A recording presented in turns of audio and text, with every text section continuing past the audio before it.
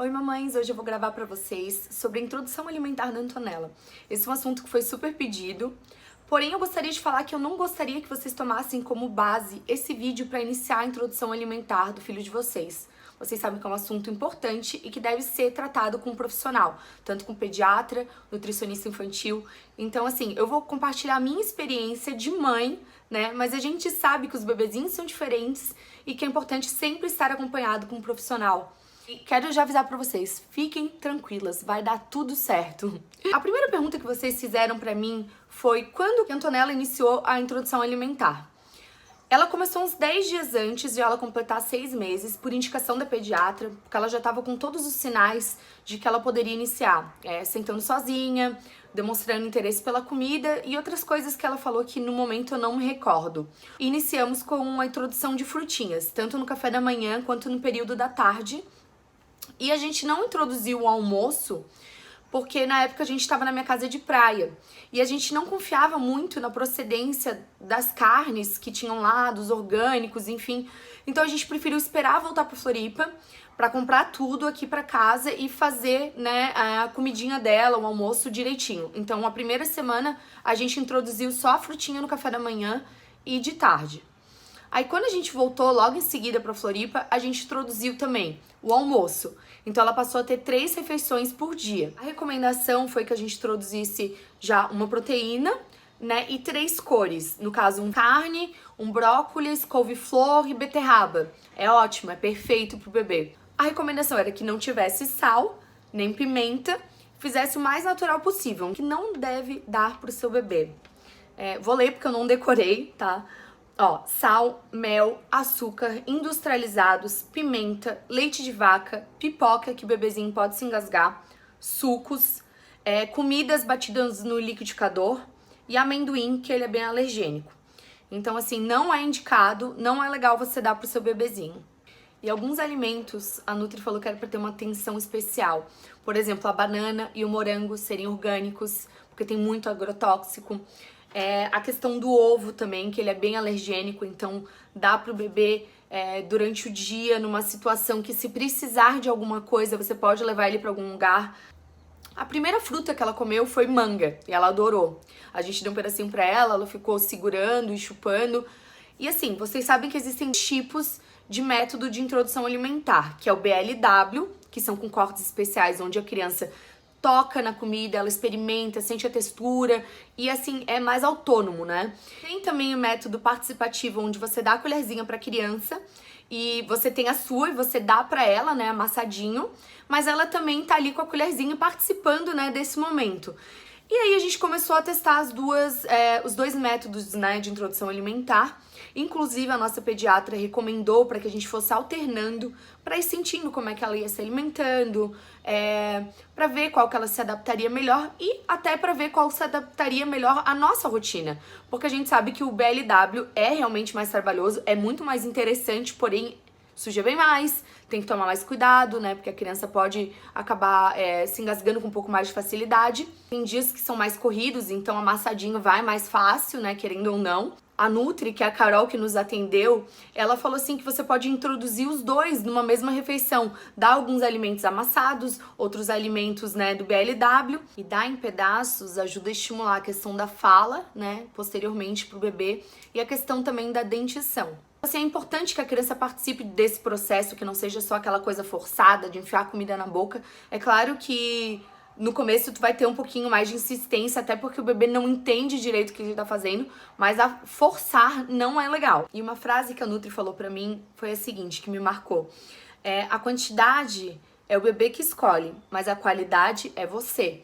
Então, assim, é importante que a gente ofereça pro bebê comidas saudáveis, gostosas, nutritivas, mas a quantidade é ele que determina. O bebê sabe exatamente a quantidade que ele consegue comer, a quantidade que ele precisa. Então não adianta ficar forçando, tá? O bebezinho, porque não é legal. Depois as crianças geram transtornos alimentares mais pra frente. Essa foi uma recomendação bem importante passada por ela. E a partir do momento que começa a introdução alimentar, você também introduz na vida da criança a água. É importante que não seja dada na mamadeira, que seja em um copinho especial. Pode ser o copo 360, aquele que não cai. Esse aqui também não cai, é bem legal, não vaza. E até admito pra vocês, foi um parto pra Antonella tomar água. A gente oferece várias vezes ao dia pra ver se ela, de golinho em golinho, assim, ela vai se hidratando. Mas ela estranha bastante ainda. E aí muitas mães me perguntaram, tá, mas e como que fazia em relação ao mamar? Gente, é normal, tá? Por exemplo, se o bebê mama de 3 em 3 horas, então você vai substituir, ao invés de uma mamada, uma refeição. E aí, continua.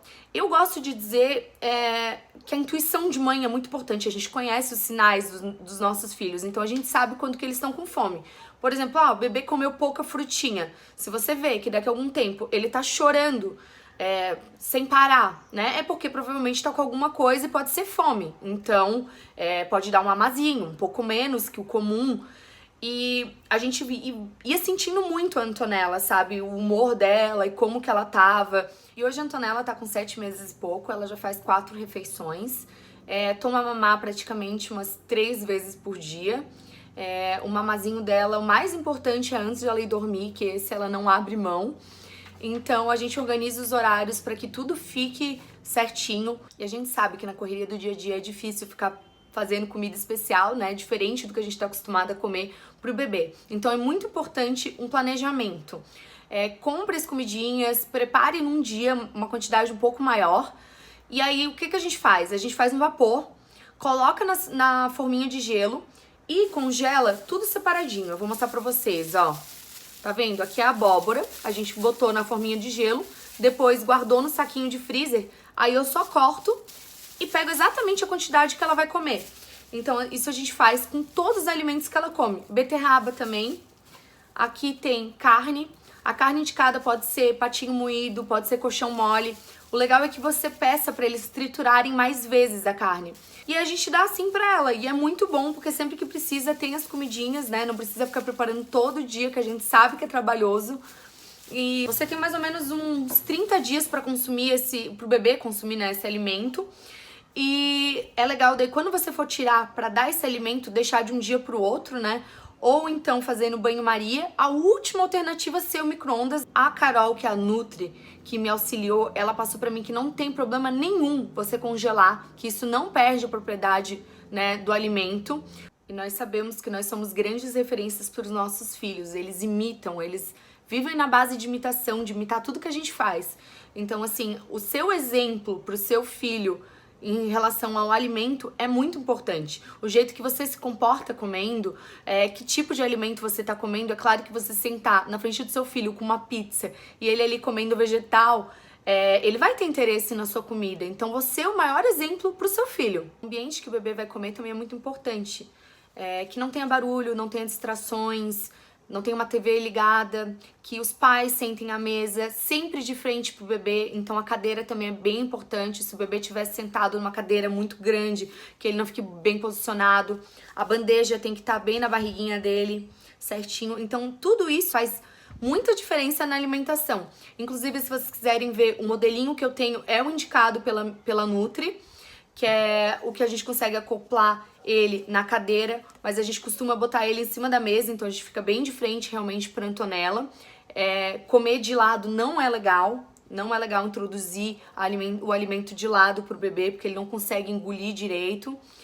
E não fazer aviãozinho, não brincar com a comida, isso tudo também não é indicado. Se o bebê começar a se recusar a comer alguma comida específica, é interessante que ofereça outras vezes, de outras formas. Por exemplo, você dá ele método BLW. Então a próxima vez você amassa.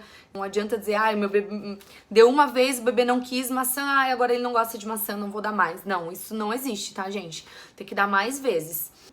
E é isso, gente. Espero que eu tenha passado todas as dicas que precisava. Eu vou deixar aqui embaixo o Instagram da Carol, que foi a Nutri que nos auxiliou nesse processo. Ela é uma profissional excelente. E qualquer coisa que vocês precisarem, podem me chamar também por direct, tá bom? Compartilhem com as mamães, comentem, curtam esse vídeo. Vocês sabem que essa parte também é bem importante pra mim, pra eu continuar produzindo conteúdo legal pra vocês. E é isso. Espero que tenham gostado.